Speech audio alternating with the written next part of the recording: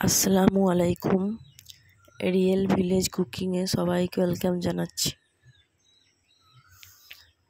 মাংস আমি রান্না করব। মাংস, কচুগুলো পরিষ্কার করে নেব। আর আদাটা বেটে নিয়েছি, 2 চামচ আদা রসুন বাটা। আর এখানে আমি প্রেসার কুকারে রান্না করব। প্রেসার কুকারটা চাপিয়ে দিয়েছি। এবার এর মধ্যে দিয়ে দেবো সরষের তেল।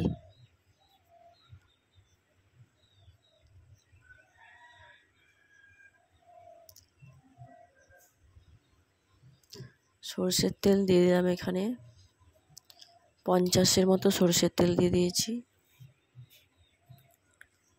আমি এখানে মাংসটা 2 জনের মতো রান্না করব। আপনারা চাইলে বেশিও রান্না করতে পারেন প্রয়োজন মতো। পেঁয়াজ কুচি দিয়ে দিলাম। এখানে 2টো পেঁয়াজকে আমি কুচি করে দিয়ে দিয়েছি। পেঁয়াজটা লাল লাল করে ভেজে নেব।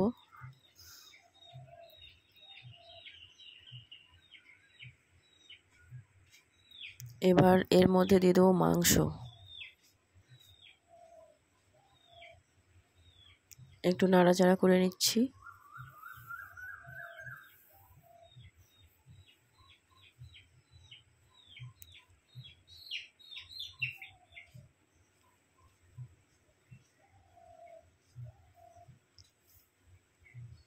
এবার লবণ দিয়ে দেবো।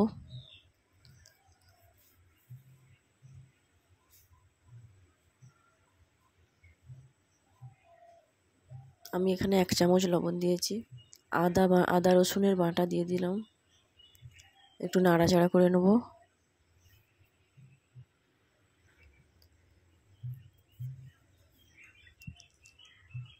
এবার এর মধ্যে দিয়ে দেবো হলুদ বাটা, হলুদের গুঁড়ো, জিরের গুঁড়ো,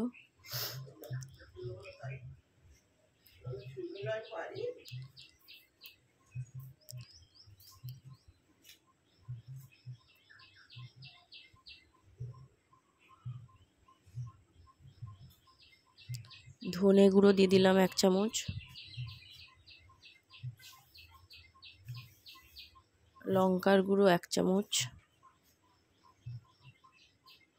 আপনারা ঝাল যেমন পছন্দ করেন আপনাদের স্বাদ অনুযায়ী দেবেন। নাড়াচাড়া করে দিচ্ছি। মাংসটা এবার কষিয়ে নেবো, ভালো করে কষা পাড়া করে নেব।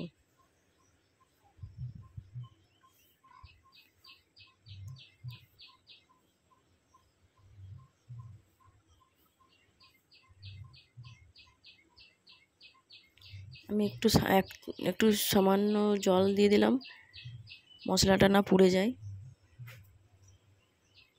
আর একটু নাড়াচাড়া করে নেব। কাশ্মীরি লাল লঙ্কার গুঁড়ো 1 চামচ দিয়ে দিচ্ছি। একটু নাড়িয়ে নেব। মাংসটা ভালো করে কষানো হয়ে গেলে এর মধ্যে জল দিয়ে দেবো।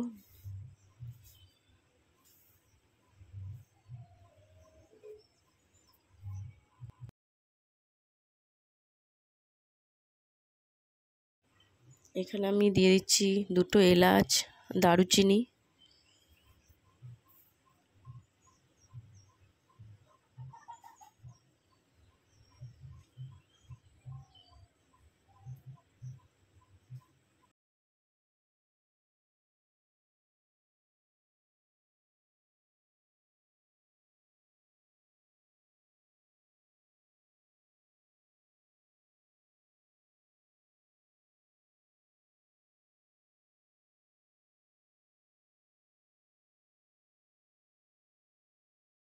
জলটা দিয়ে দিলাম।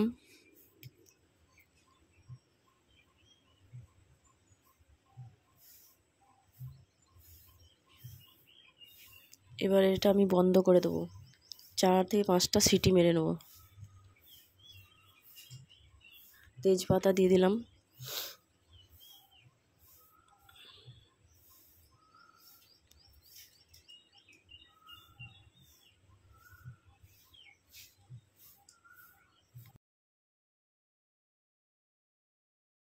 আমি পরিষ্কার করে নিয়েছি। এবার মাংসটা খুলে দেখব সেদ্ধ হয়েছে কিনা। সেদ্ধ হয়ে গেলে কচুটা এর মধ্যে দিয়ে দেবো।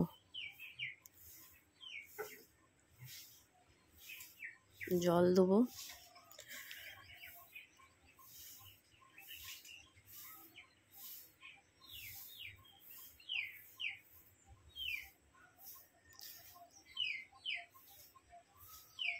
জলটা একটু ফুটলে কচুটার মধ্যে ঢেলে দেবো, দিয়ে সিটি মেরে নেবো।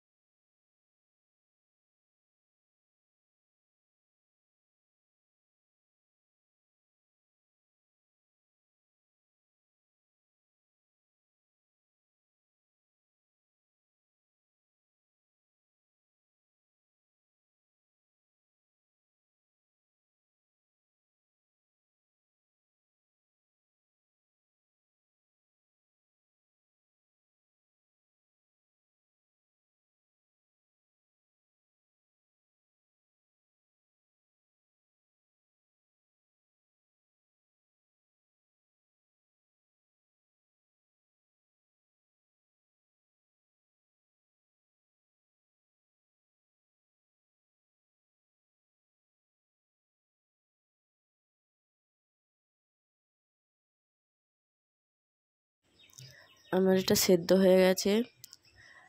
এবার এর মধ্যে একটু ভাজা মশলা 1 চামচ দিয়ে আমি কিছুক্ষণ রেখে নামিয়ে নেব। রান্না কমপ্লিট। আপনারা বাড়িতে ট্রাই করবেন, খুবই সুন্দর হয় রান্নাটা ভালো লাগে খেতে, খুবই সুস্বাদু। আমি এটা সার্ভ করে নেব। আপনারা বাড়িতে ট্রাই করবেন। আরও নিত্য নতুন রেসিপি পেতে চ্যানেলটা সাবস্ক্রাইব করবেন।